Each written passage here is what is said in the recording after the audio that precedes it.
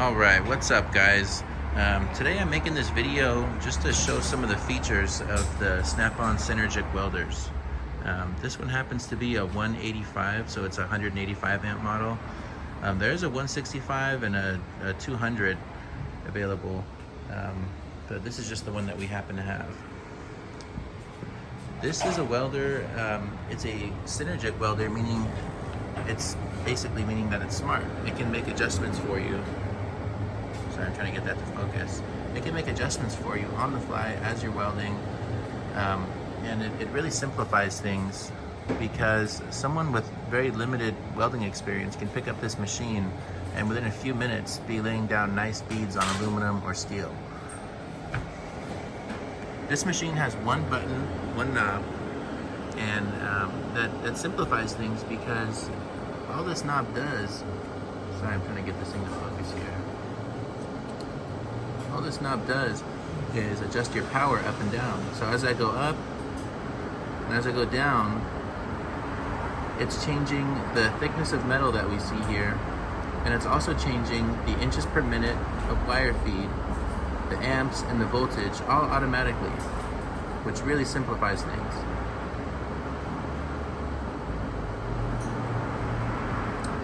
I have this thing preset for welding aluminum. That's what this is up here. This is the metal blend of the wire that I'm using. So it's aluminum and magnesium. This is a 5356 wire, a very common aluminum welding wire in 035 diameter. I also have the gas set to argon, 100% argon. That's ideal for welding aluminum.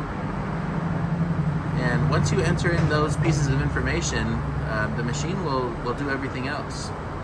This symbol here is indicating that I am in post-welding mode.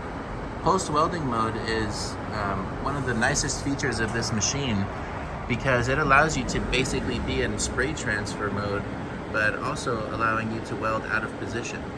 So if you don't know what short circuit and spray transfer and all the different MIG welding modes are, I would really recommend looking into what that is because it can really clean up the quality of your welds if you know which process you need to use.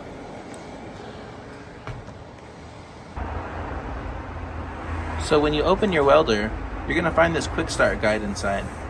This is a really nice guide because it just tells you the important things that you need to know without filling up the booklet with information that really doesn't matter.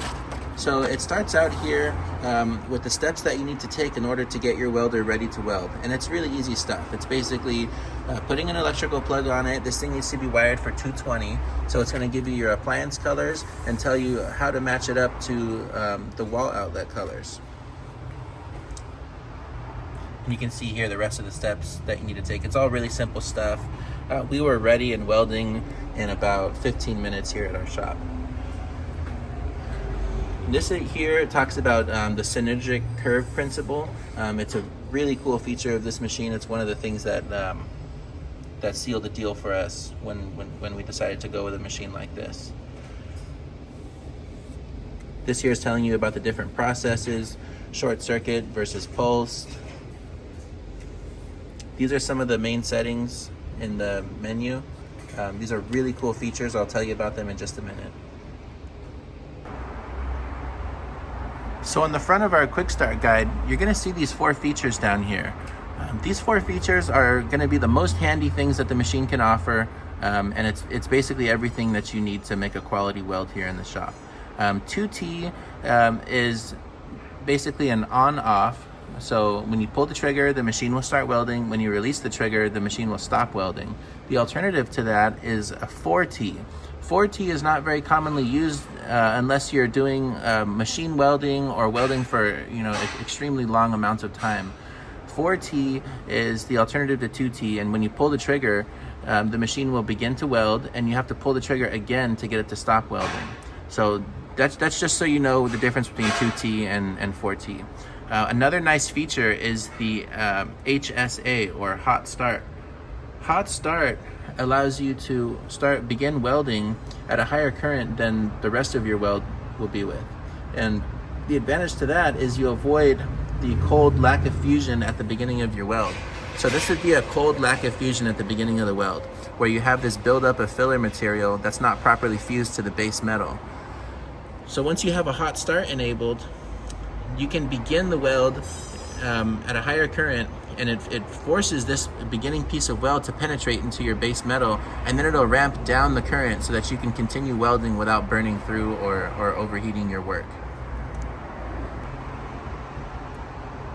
The third feature on this quick start guide, and one of the main features that you're going to see in your menu on the welding machine, is crater fill.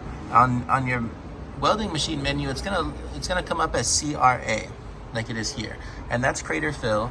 And crater fill is a really nice feature that allows you to fill in the crater that forms at the end of an aluminum weld. This is really a thing that you see mostly with aluminum welding, not so much on steel, but it allows you to avoid these craters that form at the end of the weld, like that. Those craters form when you suddenly stop welding. So you can be welding aluminum, everything's going fine, and you suddenly stop welding and that big deep dish crater will form. These are all big craters at the ends of aluminum MIG welds. So the machine will, once you release the trigger, it'll ramp down the current and allow that crater to be slowly filled up. And it's adjustable. I think ours is set at 1.5 seconds of crater fill. But anyway, it helps to prevent that little weak spot there. Some people call them fish eyes, but it's just a little crater there at the end of the weld.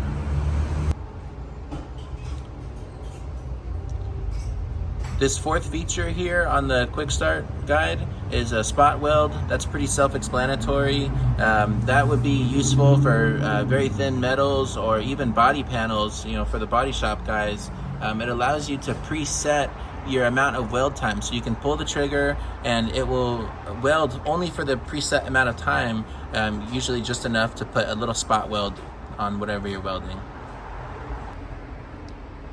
The second page of this quick start guide is really handy because you can look up what kind of metal you're welding, what thickness, and it will tell you what wire you would need and also the gas blend that would be best for it. And these here in this column, these are settings that you can put into the machine, and the machine will also tell you the same thing. So if you don't have your quick start guide, you can put this in, set your metal thickness, and it will tell you the rest. It's a very cool feature. This is one of the things that make the welder so easy to use, even for beginners.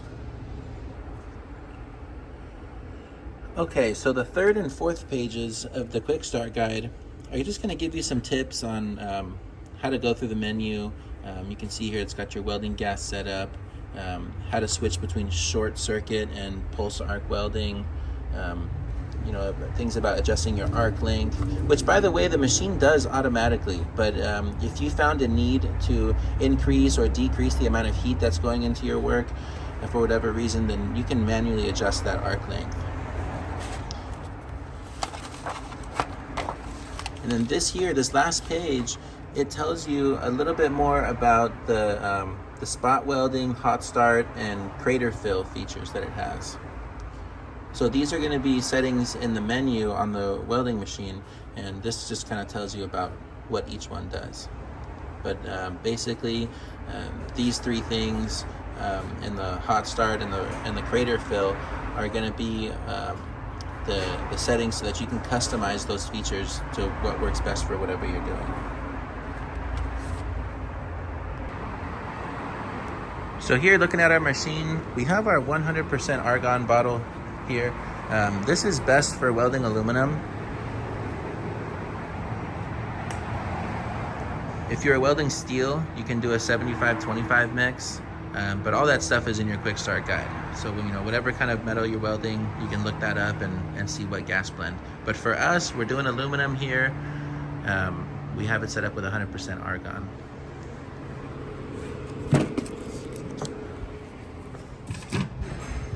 Now looking at the side of the machine, this door here is going to hold your 4-pound wire wheel. It can also hold a 1-pound wheel, but those are your two options, 1 pound or 4 pounds.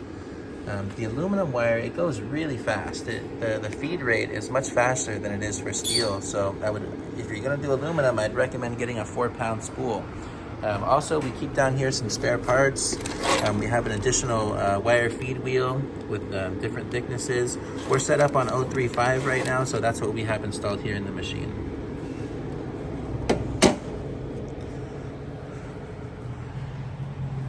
This is the front of our machine. Like I said earlier, we have the 185 model. If you're doing anything thicker than like a 1/4 inch, then the 200 model would be much better for you. So this here is the menu on the front of the machine. I hope the camera stays focused, but this is the main menu. So this is what you would see when you're out of the menu, I guess.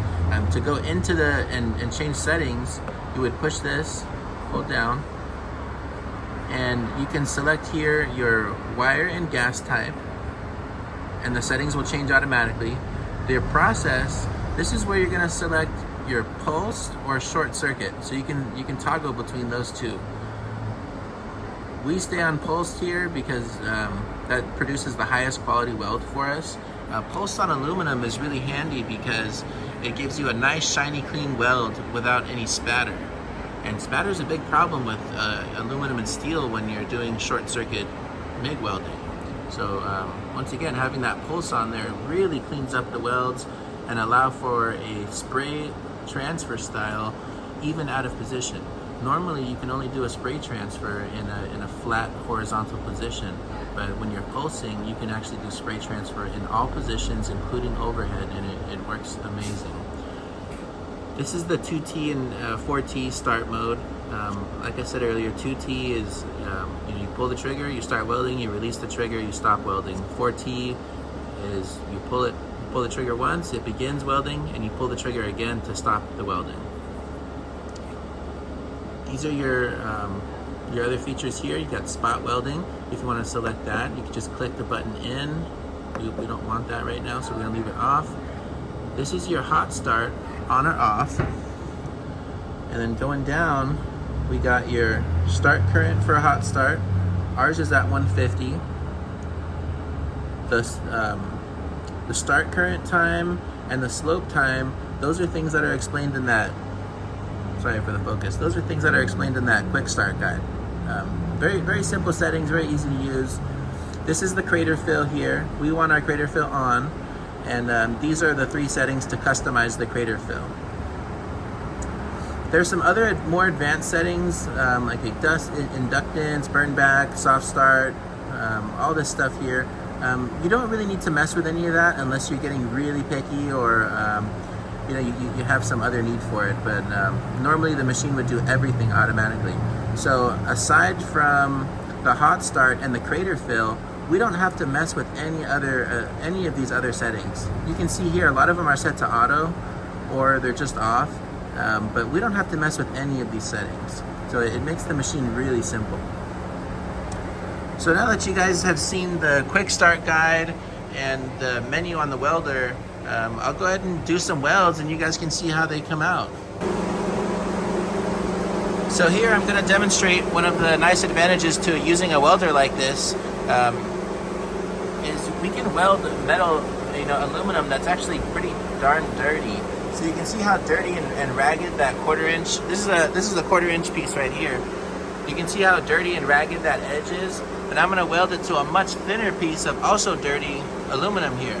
And the welder it seems to have a cleaning action with the post welding, and it will actually blast away a lot of that crud and get down to a nice, strong, clean weld bead. So I'll go ahead and demonstrate that here. So we're going to go from thin to thick, and it's dirty, and we'll see how that comes out.